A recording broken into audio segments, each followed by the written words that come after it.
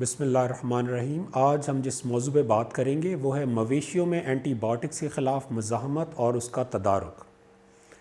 Anti biotics کے خلاف مزاحمت ایک ابھرتا ہوا اہم مسئلہ ہے جو جانوروں اور انسانوں اور ان کے ارد گرد کے ماحول کو متاثر کرتا ہے۔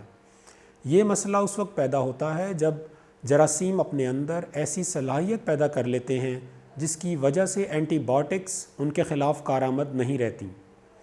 ایک اندازے کے مطابق ایسے جراثیم جو اینٹی بائیوٹکس کے خلاف مدافعت پیدا کر لیتے ہیں ہر سال تقریباً 7 لاکھ انسانوں کی موت کا باعث بنتے ہیں۔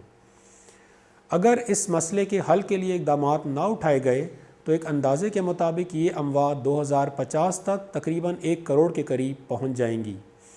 انسانوں کے ساتھ ساتھ جانوروں میں بھی اینٹی بائیوٹکس کا استعمال کیا جاتا ہے۔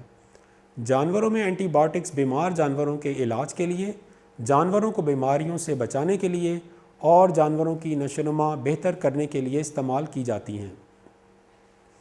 جانوروں میں اینٹی بائیوٹکس کا استعمال ہمیشہ تنقید کی زد میں رہتا ہے کیونکہ یہ خیال کیا جاتا ہے کہ اینٹی بائیوٹکس کا استعمال ایسے جراثیموں کی پیدائش کا ذریعہ بنتا ہے جن پر اینٹی بائیوٹکس اثر انداز نہیں ہوتی اور یہ جراثیم جانوروں سے انسانوں میں بھی منتقل ہو سکتے ہیں۔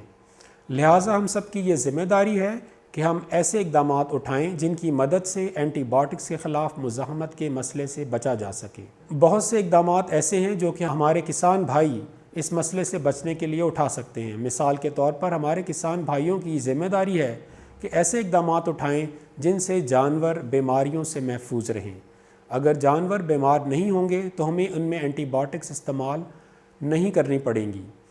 کسان بھائیوں کو چاہیے کہ وہ ایسے جانوروں کا انتخاب کریں جو مقامی ماحول سے مطابقت رکھتے ہوں تاکہ ان کے اندر کم سے کم بیماریاں آئیں۔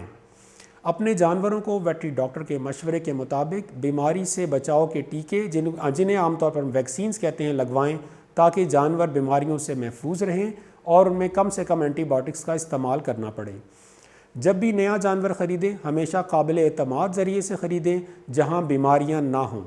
جب بھی نئے جانور کو خرید کر لائیں تو اسے باقی جانوروں سے 2 ہفتے تک علیحدہ رکھیں تاکہ اگر کوئی بیماری ان جانوروں میں ہے تو دوسرے جانور میں وہ بیماری پھیل نہ سکے۔ جب بھی اپنے جانوروں میں بیماری کی علامات دیکھیں تو ویٹری ڈاکٹر سے رابطہ کریں اور ویٹری ڈاکٹر کے مشورے سے اپنے جانوروں کا علاج کروائیں۔ بیمار جانوروں کو تندرست جانوروں سے علیحدہ رکھیں۔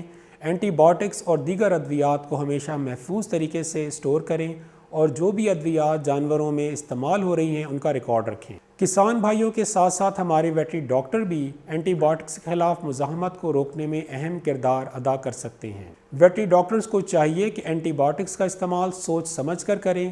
بہت سی وائرل بیماریوں میں اینٹی بائیوٹکس کی ضرورت نہیں ہوتی، لہٰذا اس صورتحال میں اینٹی بائیوٹکس ہرگز تجویز نہ کریں۔